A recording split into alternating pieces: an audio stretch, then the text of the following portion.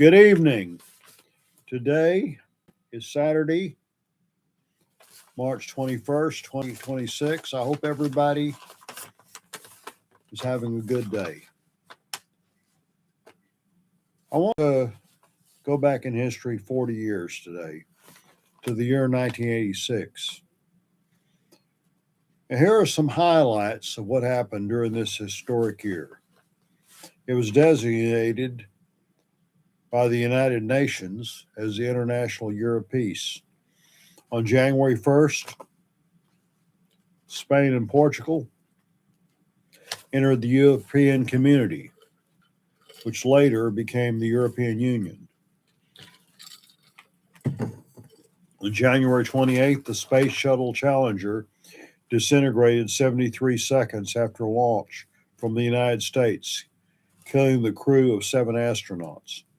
On February 7th, President Jean-Claude Duvalier fled Haiti, ending 28 years of family rule. On February 19th, the United States Senate approved a treaty outlawing genocide. On February 25, the 26th Congress of the Communist Party of the Soviet Union opened in Moscow. General Secretary Mikhail Gorbachev introduced the key words of his mandate to the audience for a more open society: glasnost and perestroika. On the same day, President Ferdinand Marcos of the Philippines went into exile in Hawaii after 20 years of rule, and Corazon Aquino became the first woman president of the island nation. On April 13th, Pope John Paul II officially visited the Great Synagogue of Rome, becoming the first modern pope to visit a synagogue. On May 8th, Oscar Arias was inaugurated as president of Costa Rica. On May 25th, at least 5 million men or people formed a human chain from New York City to Long Beach, California, to raise money to fight hunger and homelessness and what became known as Hands Across America. On September 7th, Desmond Tutu became the first Black Anglican bishop in South Africa. On October 11th through the 12th, U.S. President Ronald Reagan and Soviet President Mikhail Gorbachev met in Iceland to continue discussions about scaling back their intermediate missile arsenals in Europe. On November 4th, the Democrats regained control of the United States Senate for the first time in 6 years. This election marked the midpoint of Reagan's second term and a substantial gain for Democrats nationwide. Retiring Democratic House Speaker Tip O'Neill observed, "If there was a Reagan revolution, it's over." However, in Texas, Bill Clements, the first Republican governor since Reconstruction, won a rematch over Democrat Mark White, to whom he had lost his reelection bid in 1982. On November 21st, the National Security Council member Oliver North and his secretary Fawn Hall started shredding documents implicating them in selling weapons to Iran and channeling the proceeds to help fund the Contra rebels in Nicaragua. Interesting to note that just recently, Oliver North and Fawn Hall, both of whom have become widowed in recent years, got married. On November 25th, U.S. Attorney General Edwin Meese announced that profits from covert weapon sales to Iran were illegally diverted to the Contras. On November 26, Reagan announced that on December 1st, former Senator John Tower, former Secretary of State Edmund Muskie, and former National Security Advisor Brent Snowcroft to serve as members of a special review board looking into the scandal and denied any personal involvement. In 1986, I was living in Kaufman, Texas, where I was serving as pastor of Macedonia AME Church. From January through August, I was employed as a social worker at Terrell State Hospital. I want to say this. I worked there from 1981 to 1986. I learned a great deal. I was very interested in mental health, and I still am. I went back to Terrell in 2021 for a chaplain internship program, and I got a lot out of that institution, an institution I dearly love. But in 1986, I was burned out. When I say that, people think, well, because of the mentally ill population. That had absolutely nothing to do with it. It had to do with what I perceived as unfair personnel policies. I had a master's degree in church state studies from Baylor University that I obtained in 1976, taking in religion, history, and political science. I wrote a master's degree on the Nation of Islam. I'm very proud of my master's degree as well as my other degrees. I'm very proud of my thesis. At Terrell, they had two categories of social workers, bachelor's level and master's level. I was considered a bachelor's level social worker, even though I had a master's degree. To me, this was an insult because I didn't have a master's degree in social work. When I would say a master's is a master's, some people would respond by saying, should a dentist be allowed to practice medicine?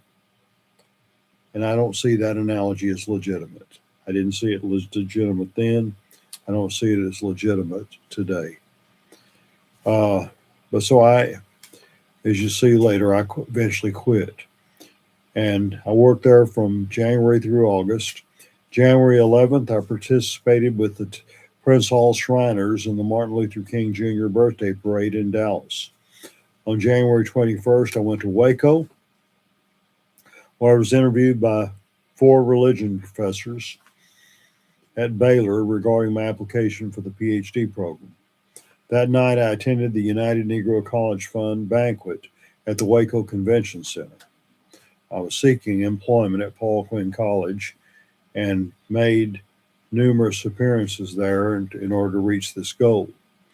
On January 26th, we celebrated the MLK Martin Luther King birthday at Macedonia with future Congresswoman Eddie Bernice Johnson as our speaker. On January 28th, I received a call from Reverend Dewey Pinckney, pastor of St. Mary's Baptist Church in Waco. This was our first contact in over 10 years. While I didn't always agree with him, I always liked and respected Reverend Pinckney. And I had the honor of being at his funeral in 1994. He contributed so much to the Waco community. At the time, he was driving a truck for Waco Lipsitz, which owned Terrell Iron and Metal Company. After visiting with him at the latter facility, I returned to Terrell State Hospital, where I learned about the explosion of the Challenger. On February 23rd, we celebrated Black History Month with future State Representative Dr. Jesse Jones as our speaker. And from March 5th to March 8th, I participated in the Philaxis Society Convention in Albuquerque, New Mexico. That's a Prince Hall Masonic Research Society, which I'm a longtime member. At the meeting, I presented a paper entitled Abraxas, From Ancient Gnosis to Contemporary Culture, with overtones in Freemasonry. On April the 4th, I returned to Waco for the inauguration of Dr. Warren W. Morgan as president of Paul Quinn College. On April 11th, I delivered a lecture on the American Muslim mission at Southwestern Baptist Theological Seminary in Waco at the request of Dr. James Leo Garrett Jr., who had directed my thesis at Baylor a decade earlier. Dr. Garrett was a great man, a great influence on me, quite a mentor. Again, I had studied under him. I had 2 classes at Baylor with him. I was his graduate assistant, and we maintained our friendship throughout the years. In February of 2020, I had the honor of being a pallbearer at his funeral. And the on April 20th, I preached at St. Mary's Baptist Church in Waco.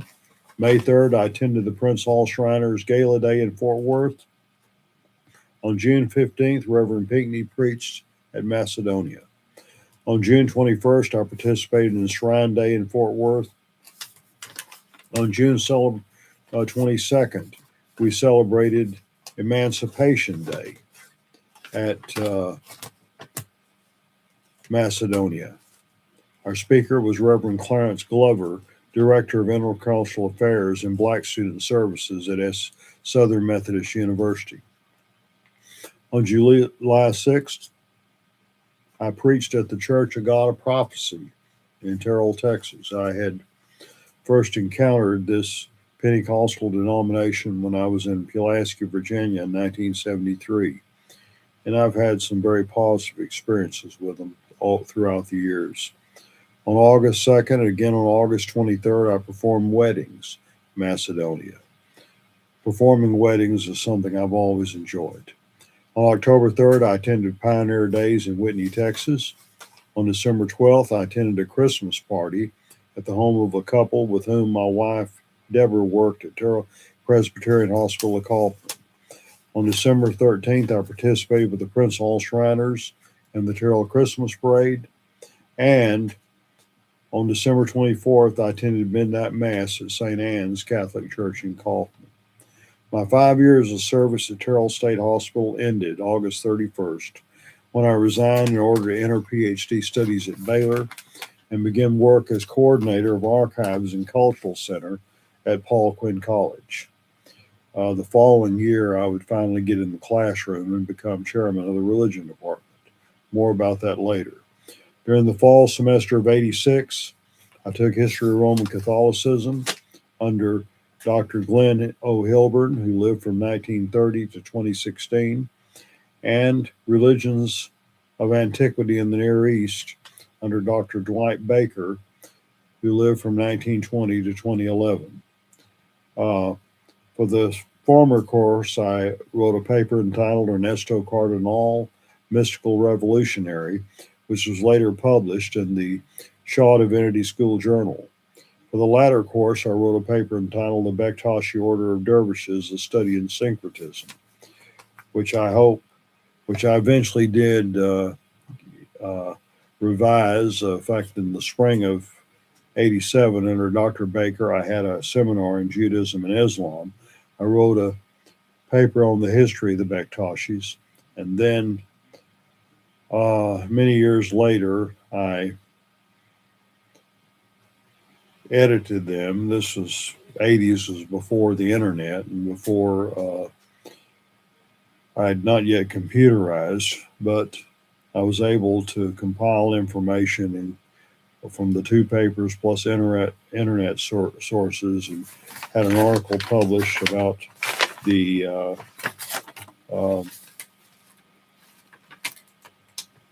Bektashi Order of Dervishes and its relation to the mythology of the Shriners. So, 1986, big year in the world, a big year in my life. Major change, of course, leaving one job and starting another. I remained pastor of Macedonia until August of 1987. And my family continued to reside in Kaufman until August of 1988. I was back and forth to Waco, and I would, from '86 to '87, I would come home every weekend. '87 to '88, maybe every other weekend, because I didn't have the pastoral duties there anymore. And the reason we remained in Kaufman for an extra year was because our oldest daughter, Erica, was a senior in high school. The senior year is not a good time to move. But Erica did graduate along with her future husband, Kenneth Prox. And we all moved to Waco in August of '88. It would be in May of '95 that I received my PhD from Baylor. Erica received her BA in the same ceremony that made the day of May 13th that much more special. And so Deborah and I have since then, we left Waco and moved to Dallas and later to Ennis and later to Corsicana. God willing, soon we'll be moving to Fairfield. I wouldn't take nothing for my journey. I thank God for all the events of 1986. Some were more positive than others, but that's true with any year. God bless everybody and have a wonderful evening.